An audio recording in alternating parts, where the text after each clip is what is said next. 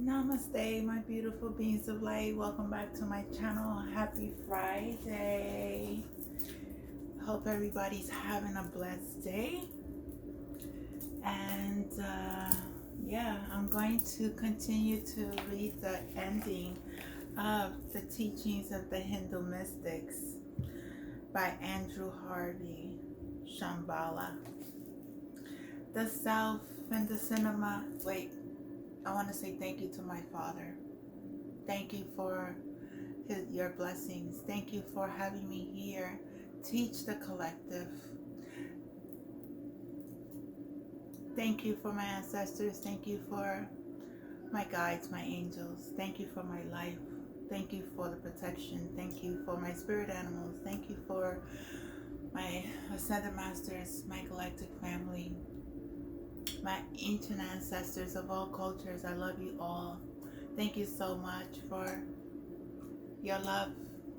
Thank you so much for my gifts. I'm so thankful for the gifts that I do have. And I am openly sharing them with the collective. Not all, some. Little by little, I am guided to share my gifts with the collective, and I'm so thankful.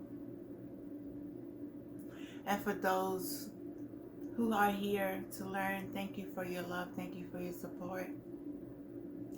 Thank you all for your energy. Thank you.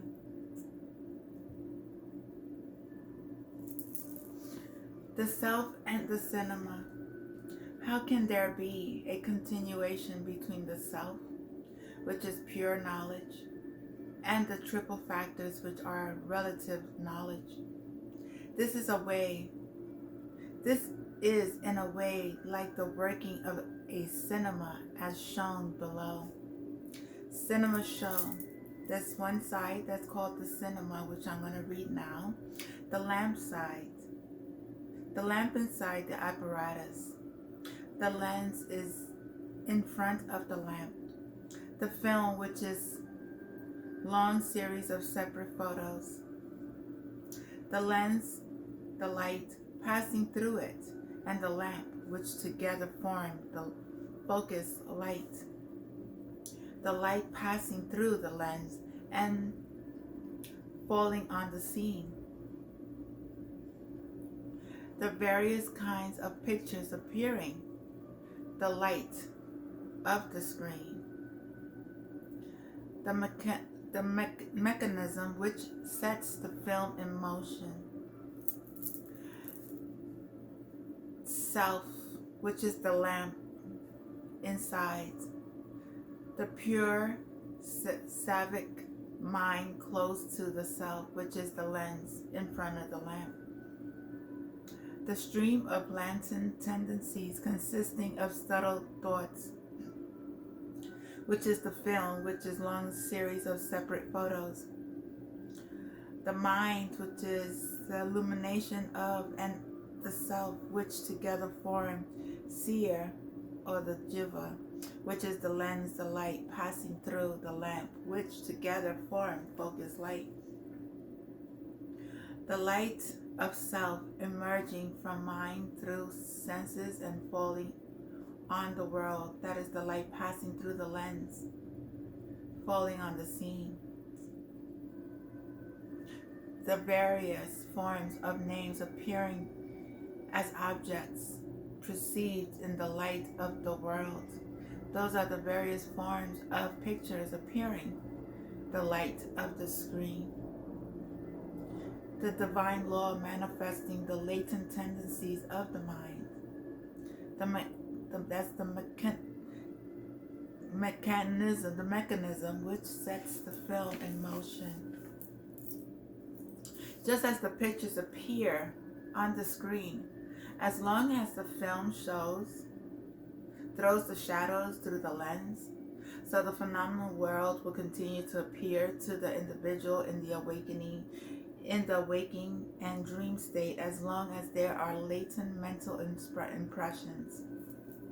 Just as the lens magnifies the tiny specks, the film, to a huge size, and as a number of pictures are shown in a second. So the mind enlarged the sprout-like tendencies into tree-like thoughts and shows in a second innumerable worlds. Again, just as there's only light of the lamp visible when there is no film, so the self alone shines through the triple factors when the mental concept in the form of tendencies are absent in the state of deep sleep, swoon, and samadhi, just as the lamp illuminates the lens, etc., while remaining unaffected. The self illuminates the ego while remaining unaffected.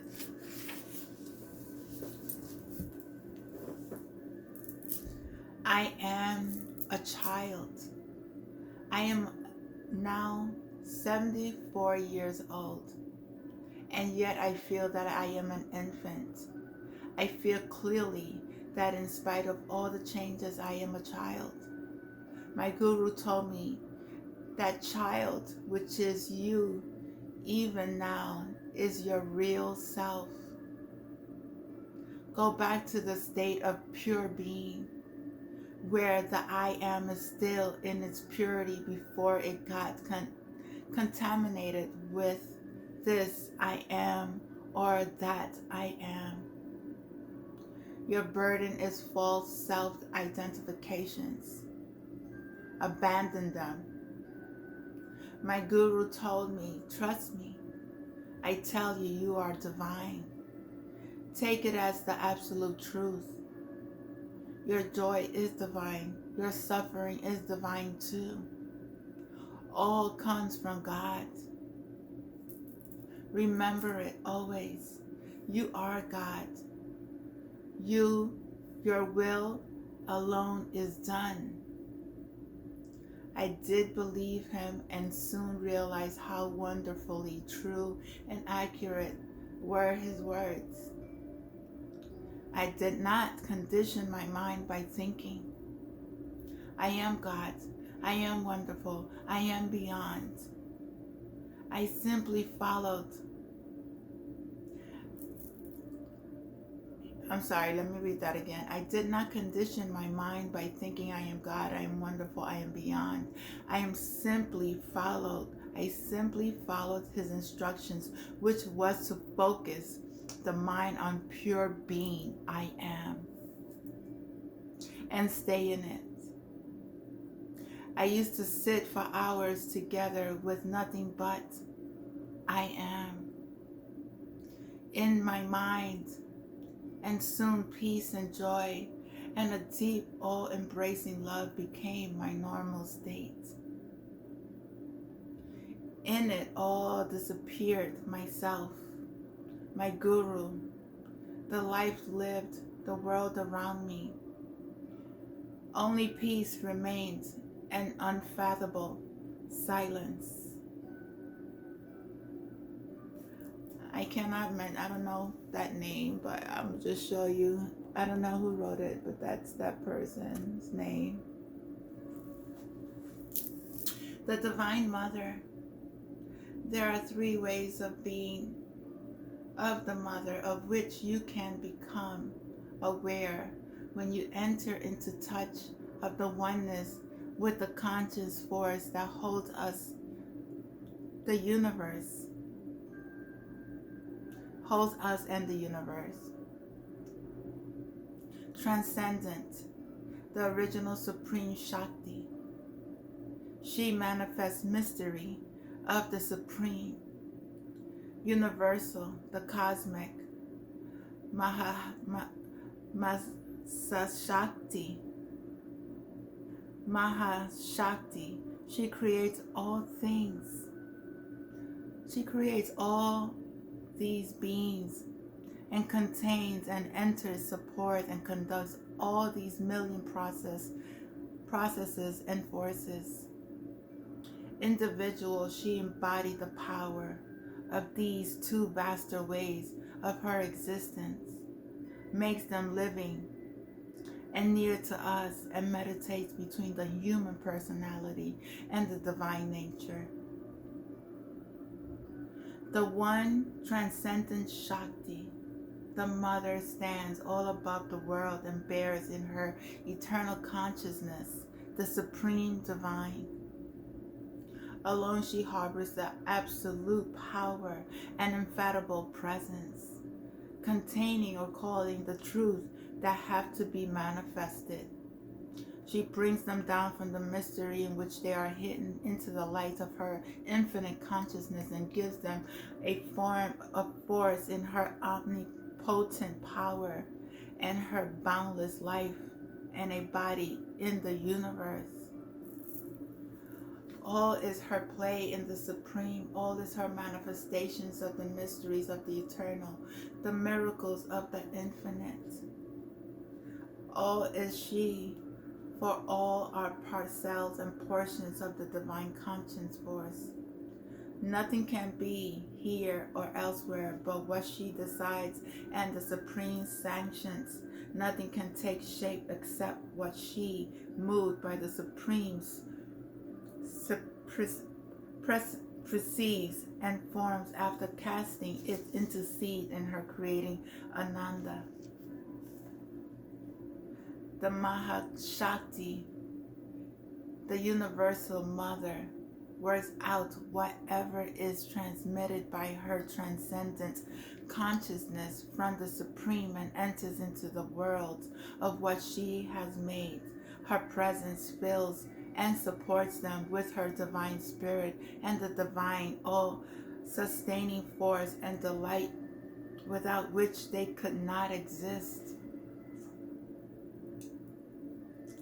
That which we call nature or praviti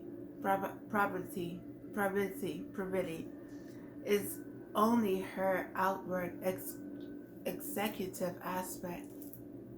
She marshals and arranges the harmony of her forces and processes, impels the operations of nature, and she moves among them secret or manifest in all that can be seen or experienced or put into motion of life.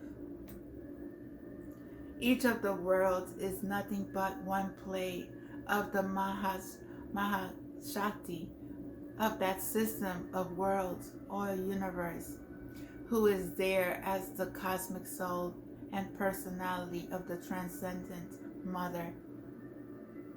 Each is something that she has seen in her vision, gathered into her heart of beauty, power, and created her Ananda. Sir Aurobindo. All of her. If you want to be true doer of divine work, your first aim is to be totally free from all desires and self-regarding ego. All your life must be offerings and sacrifice to the Supreme. Your only object in action shall be to serve, to receive, to fulfill, to become a manifesting instrument of the divine Shakti in her works. You must grow in divine consciousness till there is no difference between your will and hers, no motive except her impulsions in you, no action that is not her conscience action in you and through you. Until you are capable of this complete dynamic identification, you have to regard yourself as a soul and a body created for her service. One who does all for her sake. Even the idea of separate workers is strong in you, and you will feel that it is you who do that act. Yet it must be done for her. All stress of egoistic choice, all hackerings after personal profits, all stipulations of self-regarding desires must be excerptated from the nature. There must be no demand for fruits or seeking for rewards. The only fruit for you is the pleasure of the Divine Mother and the fulfillment of her word. Your only reward and constant progression in divine consciousness and calm and consciousness and the joy of her. I'm sorry. I skipped. I'm sorry. There must be no demand for fruits and no seeking for rewards. The only fruit for you is the pleasure of the Divine Mother and the fulfillment of her work. Your only reward a constant progression in divine consciousness and calm and strength and bliss. The joy of service and the joy of inner growth through work is sufficient recompense of the selfless worker. But a time will come when you will feel more and more that you are the instrument and not the worker.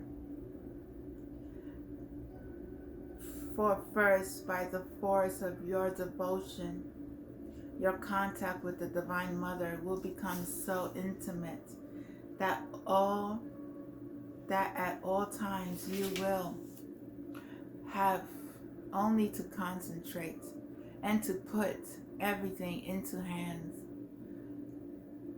to have her present guidance, her direct command or impulse, the sure indication of the things to be done and the way to do it and the results. And afterward you will realize that the Divine Shakti not only inspires and guides, but initiates and carries out your works. All of your movements are originated by her. All your powers are hers. Mind, life, and body of conscience and joyful instruments of her action, means for her play, modes for her manifestations in the physical universe. There can be no more happy conditions than this union and dependence. This union and dependence.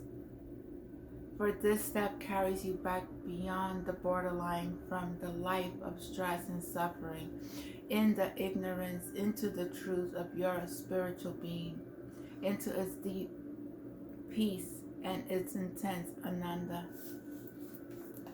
While the transformation is being done, it is more than ever necessary to keep yourself free from all taint of the perversions of the ego.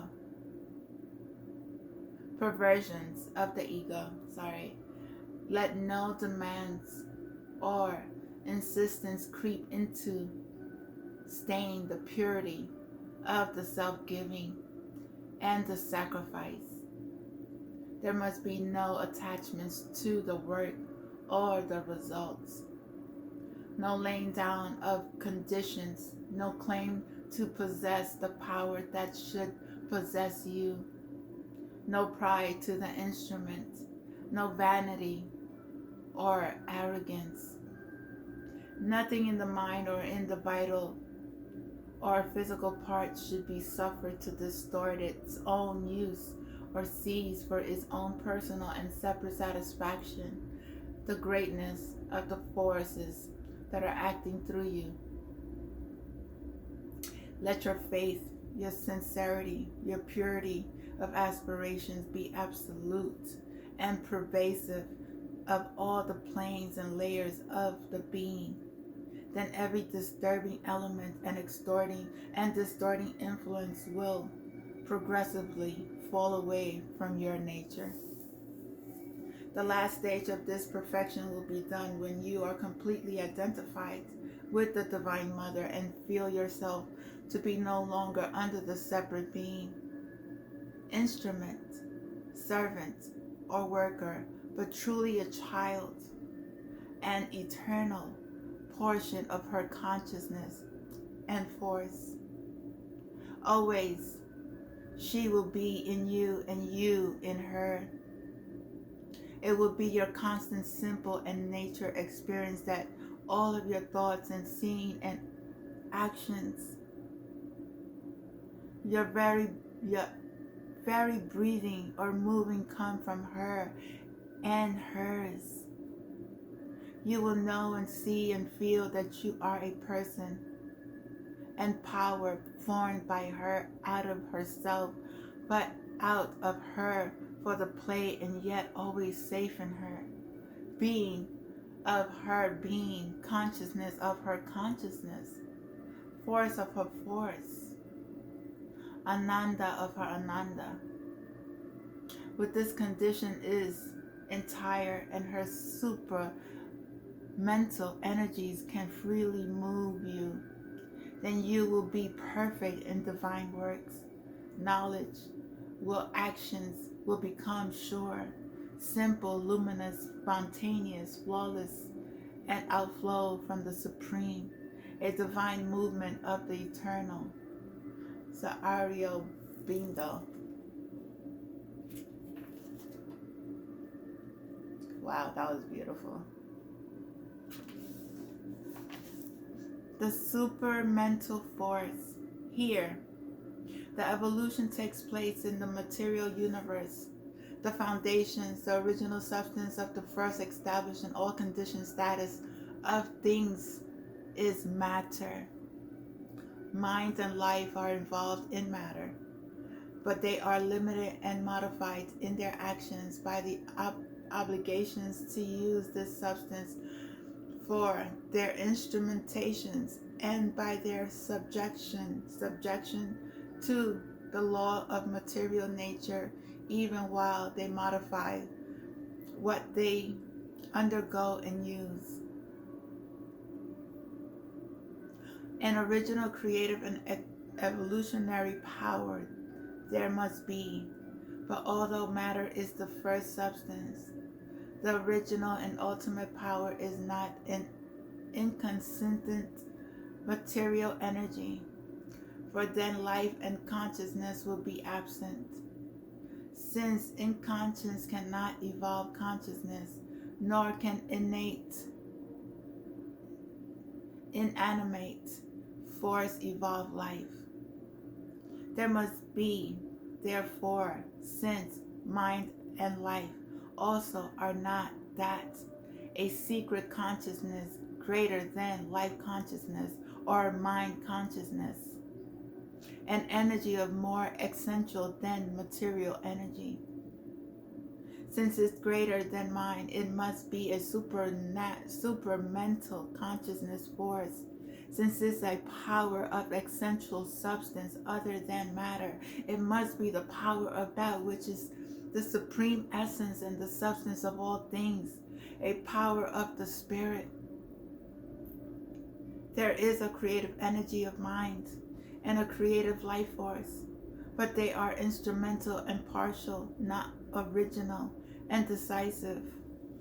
Mind and life do indeed modify the material substance they inhabit, and its energies are not merely determined by them, but the intent and way of this material modification and determinations are fixed by inhabitants and all-containing spirit through a secret indwelling light and force of supreme mind. And occult godnesses are invisible self-knowledge and all knowledge. There is to be an entire transformation. It can only be by the full emergence of the law of the spirit. It is power of supermind or genosis must have entered into matter, and it must evolve the matter. It must evolve in matter. It must change the mental into supramental being. Make the inconsistent in us conscious. Make the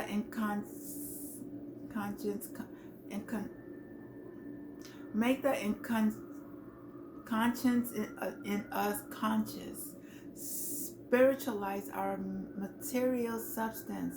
Erect this law of gnostic consciousness in our whole evolutionary being and nature.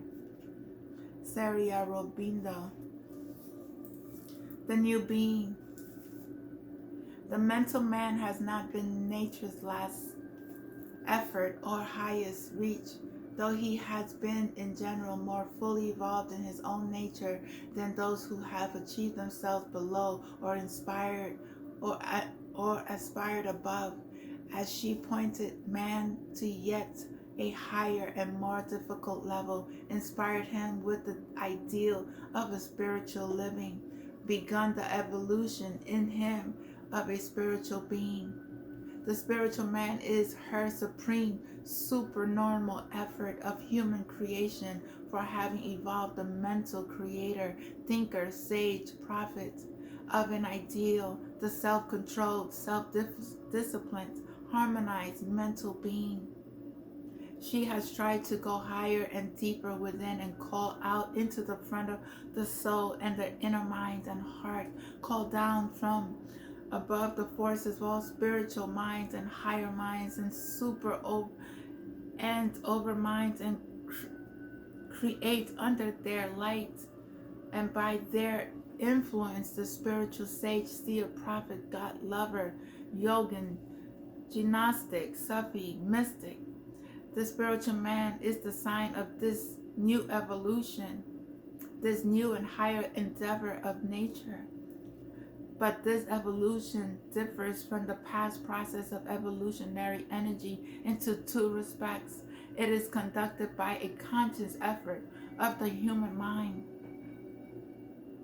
and it is not confined to the conscious progression of the surface nature, but it is accompanied by an attempt to break the walls of the ignorance and extend ourselves inwards into the secret principle of our present being, and outward into the cosmic being, as well as the upward towards a higher principle. Up till now, what nature has achieved has an enlarging of the bound of our surface knowledge, ignorance.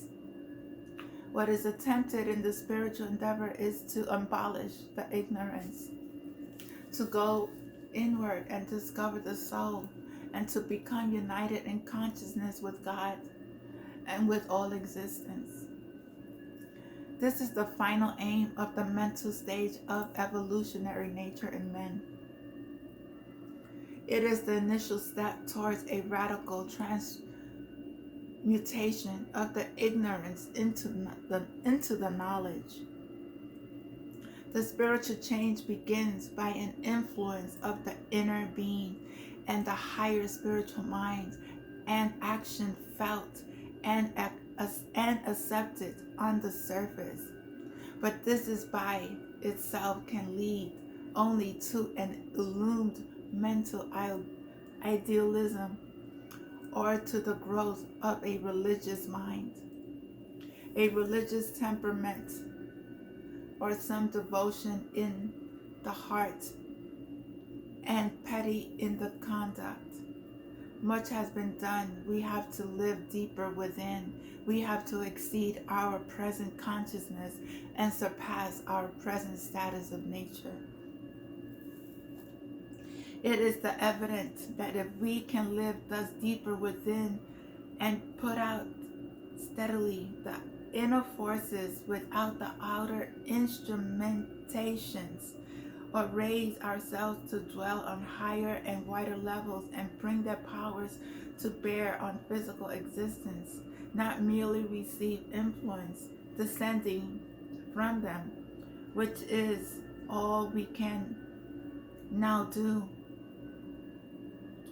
there could begin a heightening of our force of conscious being so as to create a new principle of consciousness, a new range of activities, new values for all things, a widening of our consciousness and life, and taking up the transformation of the lower grades of our existence. In brief, the whole evolutionary process by which the spirit in nature creates a higher type of being. Siri Aurobindo, the new body. The new body will be turned by the power of the spiritual conscience into a true and fit and perfectly responsive instrument of spirit. The new relations of the spirit and the body assumes to make possible a free acceptance of the whole and of material nature in a place of rejection, the drawing back from her, the refusal of all identifications or acceptance, which is the first normal necessity of all spiritual consciousness, for its liberation is no longer imperative. To cease to be identified with the body, to separate oneself from the body, consciousness is a recognized and necessary step, whether towards spiritual liberation or towards spiritual perfection and mastery over nature. But this redemption, once effected the descent of the spiritual light and force, can invade and take up the body also, and there can be a new liberated and sovereign acceptance of material nature. That is possible indeed only if there is a change, communion of the spirit with matter, a reversal of the present balance of interactions that allow physical nature to veil the spirit and affirm her own dominance. In the light of a large knowledge, matter also can be seen to be the Brahman, a self-energy put forth by Brahman, a form and substance of Brahman, aware of the secret consciousness within the material substance. Secure in this large knowledge, the gnostic light and power can ignite itself with matter and accept it as an instrument of the spiritual manifestation.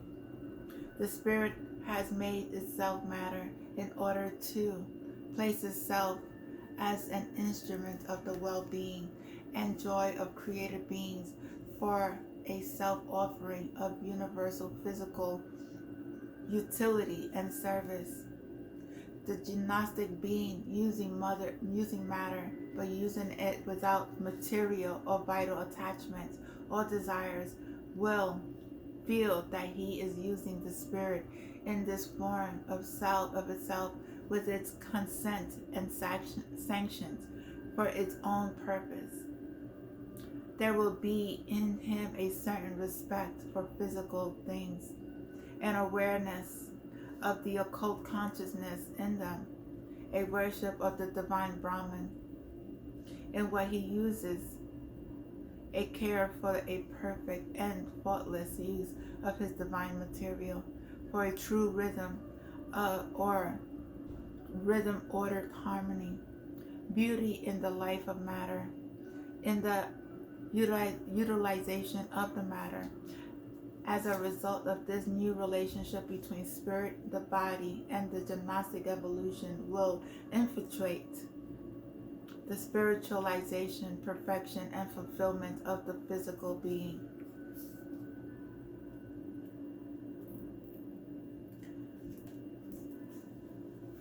The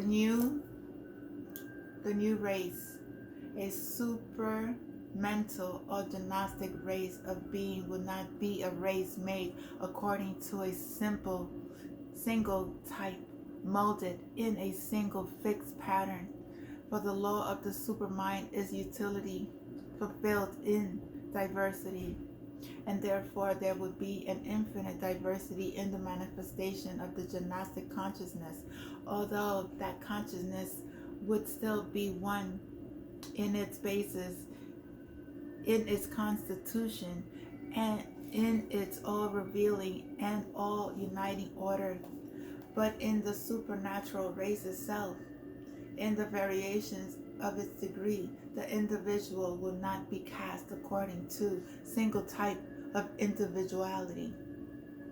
Each will be a different form, different from the other, a unique formation of the being, although one with all the rest in foundation of self and self of oneness, and in the principle of his being. The gnostic individual will be the consummation of the spiritual man. His whole way of being, thinking, living, acting will be governed by the power of a vast universal spirituality. All of the trinities of the spirit would be real to his self-awareness and realized in his inner life. All his existence will be fused in oneness with the transcendence and universal self and spirit. All his actions should be originate from and obey the supreme self and spirit divine governance of nature. All life would have him the sense of the conscious being, the Purusha within, finding its self-expression in nature. His life and all its thoughts, feelings, acts would be filled with him, with that significance that built upon the foundations of its reality. He would feel the presence of the divine in every center of his consciousness, in every vibration of his life, in every cell of his body. All of the workings of his force of nature, he would be aware of the working of the Supreme Mother, World Mother, the supernatural. He would see his natural being as becoming and manifestation of the power of the Mother World, of the World Mother, In this consciousness, he will live and act in an entire transcendent freedom, a complete joy of the spirit, an entire identity with the cosmic self, and a spontaneous symphony with all in the universe.